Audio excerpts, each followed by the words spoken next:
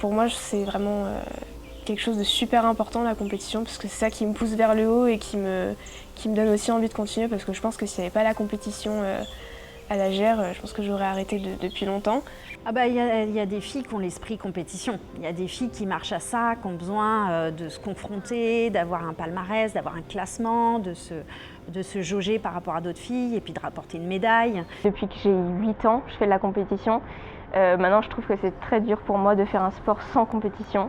Et ça m'a apporté vraiment une envie supplémentaire dans le fait d'aller chaque semaine faire son sport, etc. Pour moi, j'ai choisi la compétition parce que je voulais aller plus loin dans mes expériences, pouvoir voyager, aller au championnat de France, découvrir un peu le monde de la GR, gymnastique rythmique. C'est quelque chose d'important et je pense que ce serait bien que chaque personne fasse au moins une compétition dans sa vie parce que ça aide vraiment pour le contrôle de soi, etc. Enfin, c'est quelque chose qui aide dans la vie de tous les jours, je trouve. Et je trouve ça génial de voir dans quel état d'esprit on peut être juste avec ces quelques minutes sur le praticable. Et c'est vraiment complètement un autre monde, on est dans une bulle complètement fermée aux autres, à part à celles qui sont avec toi, donc surtout en ensemble quoi, sur le praticable, on est comme connectés et cette sensation elle est géniale.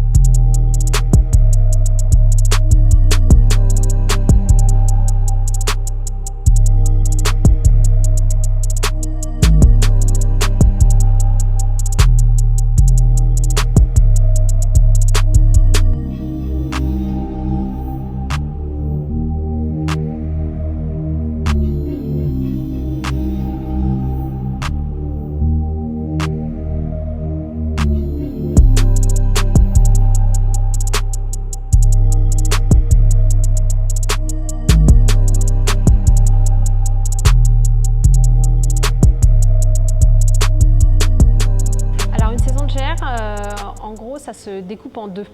Il y a une partie, la moitié de l'année, ça va être de l'individuel sur la première partie de saison et la deuxième partie, ça va être de l'ensemble. Là, par exemple, sur les petites, en début d'année, moi je leur demande clairement de se définir un objectif individuel et clairement un objectif ensemble. Et voilà, se produire en public puisqu'il y a 2 événements dans l'année devant les parents. Et ça permet petit à petit de gérer son stress et de prendre de confiance en soi. I don't ever slow up, no I don't take shit. I got no love for the fakeness. If you wanna play tough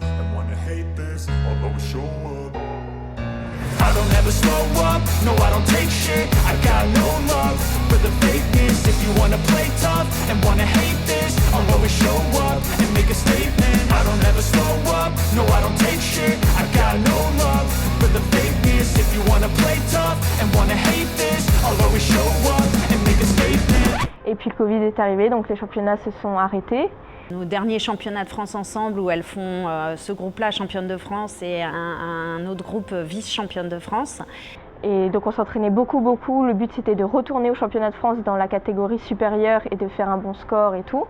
Et du coup on a toutes perdu complètement la motivation. Et il y en a beaucoup qui ont arrêté, dont moi. Le Covid a révélé qu'en fait, sans objectif, sans échéance, l'entraînement n'a pas de sens. En fait. Et c'est vraiment ça qui a manqué, c'est-à-dire que là je parle surtout pour des filles en compétition qui ont un certain volume d'entraînement, des filles qui vont s'entraîner 10 heures voire 15 heures d'entraînement par semaine.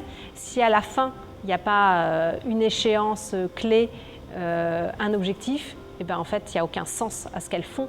Et puis l'arrivée des JO, ça nous a remis un pic dans notre passion de la GR et tout de suite on a repris et en plus on s'est dit bon c'est notre dernière année, autant on reprend toutes et on se donne à fond et on fait un truc bien.